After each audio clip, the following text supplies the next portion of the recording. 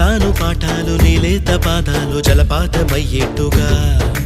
నా దారినే మళ్ళించగా నీకెందుకు అంత పంతం మంచేతిలో ఉంటే కదా ప్రేమించడం మానటం